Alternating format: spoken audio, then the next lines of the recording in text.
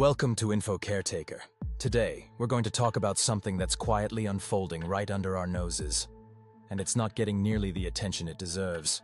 Artificial intelligence is everywhere. You see it in the news, on your feed, inside your apps. It writes headlines, suggests your next purchase, answers your emails, and even creates music and artwork. The progress is astonishing. But here's the thing.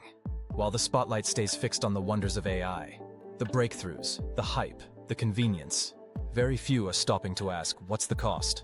Because behind all the innovation, there's a darker reality that isn't getting the same attention. A reality that's not futuristic, but happening right now. And once you start noticing it, you can't unsee it. Artificial intelligence, for all its brilliance, isn't some cold, logical force making perfectly objective decisions. It learns from us, from our data, our behaviors, our systems. And that means it's inheriting our flaws. Sometimes it even magnifies them. Consider this. The same AI that helps you find the fastest route home or recommends your next movie is also quietly being used to make decisions about hiring, lending, policing, and even healthcare. But these systems aren't flawless. In fact, they're often trained on biased data, historical inequalities, stereotypes, and gaps in representation. And because of that, they can reinforce those biases without anyone noticing, until it's too late.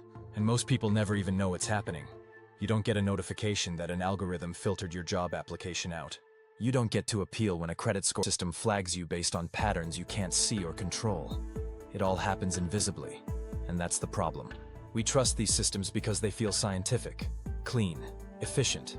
But in reality, AI isn't just crunching numbers. It's shaping opportunities, access, and outcomes. And often it's doing it without oversight. Then there's the influence AI has over our attention and our minds. Every time you scroll social media, you're being watched by AI. Not in a sci-fi surveillance way, but in a much quieter, more personal way. These algorithms are constantly learning what you engage with, what you react to, what makes you pause. They learn fast, and then they feed you more of it. Not to inform you, not to challenge you, but to keep you hooked. The result? A digital experience tailored to your triggers.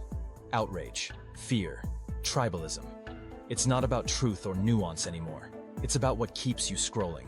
The more intense the emotion, the more time you spend online. And the more time you spend online, the more data the AI has to refine the loop. We've become participants in an invisible experiment. One where our thoughts, feelings, and beliefs are nudged, reshaped, and sometimes radicalized. Not by people, but by code optimized for engagement. The AI doesn't care if you're informed, it cares if you're invested. And this goes deeper than just doom scrolling or digital addiction. It's changing how we communicate, how we trust, and how we view the world. And the worst part? Most of us still think we're in control. Let's talk about privacy, or more accurately, the illusion of it. Every time you interact online, whether it's a simple Google search, a fitness app you downloaded, or your smart home assistant, you're feeding a system that watches, learns, and remembers. AI thrives on data, and we give it willingly, often without even realizing it. But what most people don't understand is just how far this goes. AI doesn't just process your data, it profiles you. It can predict what you'll buy, how you'll vote, when you're most emotionally vulnerable, and even whether you're likely to change jobs soon. It's not just about ads anymore, it's about influence, manipulation, control. Think about it. Your digital footprint, every like, click, pause, or scroll, is turned into a psychological model of you. That data is then sold, traded, and weaponized, not just by advertisers, but potentially by governments, insurers, employers, or anyone with enough money to access it. And here's the scary part. You didn't sign up for this. You signed up for a free app, or clicked accept all cookies on a website. The deal was invisible, and the price was your digital identity. The question isn't whether AI will invade your privacy. It already has. The real question is, who controls that power? As AI gets smarter, it's also getting more deeply embedded into places where accountability used to exist. Take customer service, job screening, loan approvals, even legal sentencing recommendations in some parts of the world. AI is increasingly stepping in to make decisions, but what happens when it gets it wrong? Who do you blame when an AI denies someone critical healthcare coverage? When a facial recognition algorithm misidentifies a suspect? When an AI recruiter filters out qualified candidates based on biased data? The answer, too often, is no one. The system just did what it was programmed to do. The developers blame the data, the company blames the vendor, and the user is left powerless. We're building systems that are smarter than ever, but we haven't figured out who's truly responsible when they fail. And in a world where AI is increasingly making life-altering decisions, that's a dangerous oversight. Now let's touch on one of the most talked about yet poorly understood consequences of AI: job loss. Yes, it's true. Automation has been replacing jobs for centuries, but AI is different. It's not just replacing physical labor or repetitive tasks. It's creeping into creative industries, analytical work, even emotional labor. Writers, designers, lawyers, coders, teachers, therapists. These aren't sci-fi predictions anymore. AI tools already exist that can write essays, compose music, edit videos, generate legal documents, and simulate human conversation with unsettling accuracy. But here's the twist. While AI creates incredible productivity gains, the economic benefits aren't being shared evenly. The companies that own the tech and the data are raking in profits, while the people whose jobs are automated out are left behind. Reskilling sounds good in theory, but in practice, most industries and governments are far behind the curve. We're rushing into a future where millions of people could be displaced, not decades from now, but within a few short years. And right now, we're doing almost nothing to prepare. Now let's shift gears to something that sounds like dystopian fiction, but is very real. AI and warfare. Autonomous drones, AI-powered surveillance, predictive targeting. These aren't prototypes. They're being deployed, tested, and in some cases actively used. We're entering an era where machines can decide who lives and who dies. And that's not hyperbole. Elon Musk once warned that AI is far more dangerous than nukes, and many experts agree.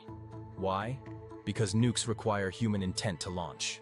Autonomous AI weapons, on the other hand, could be triggered by faulty data, misidentification, or even bad code. And they could do so without direct human involvement. Now imagine this technology in the hands of authoritarian regimes, or worse, non-state actors. The global arms race isn't just about who can build the biggest bomb anymore. It's about who can build the smartest weapon, one that doesn't sleep, doesn't hesitate, and doesn't question orders. What makes this even more dangerous is the lack of international regulation. Right now, there's no global treaty controlling the use of autonomous weapons. We're essentially gambling with humanity's future in a high-stakes experiment with no clear rules.